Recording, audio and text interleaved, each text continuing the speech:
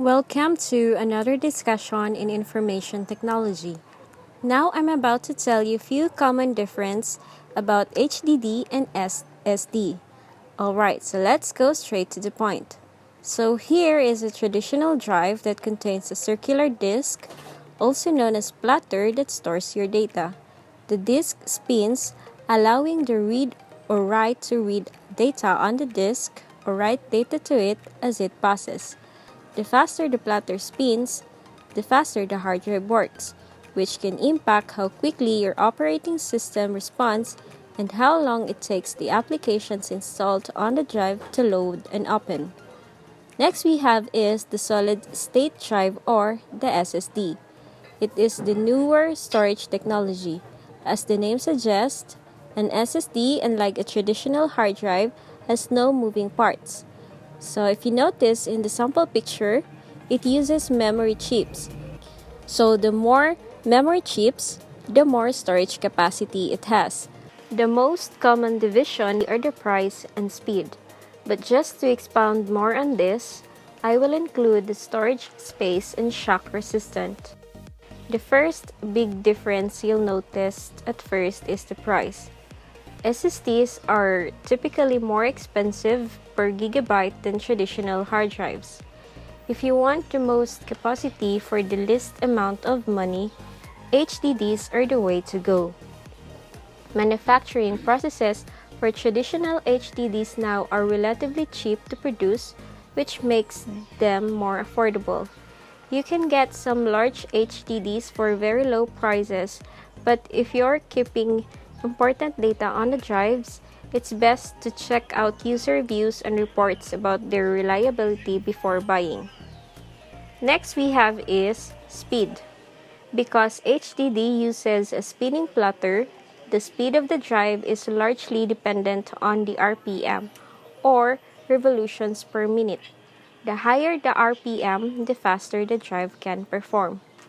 Many budget hard drives have an RPM of 5,400, which is the slowest speed modern hard drives are capable of.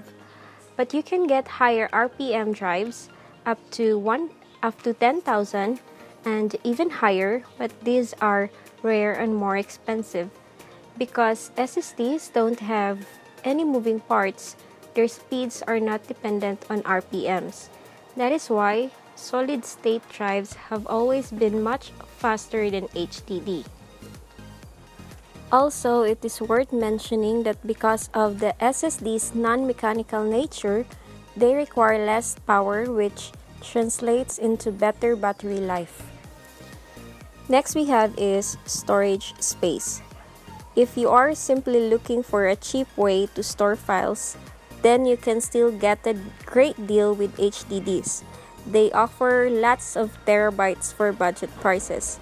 But if you are keeping important data on the drives, it's best to check out user reviews and reports about their reliability before buying.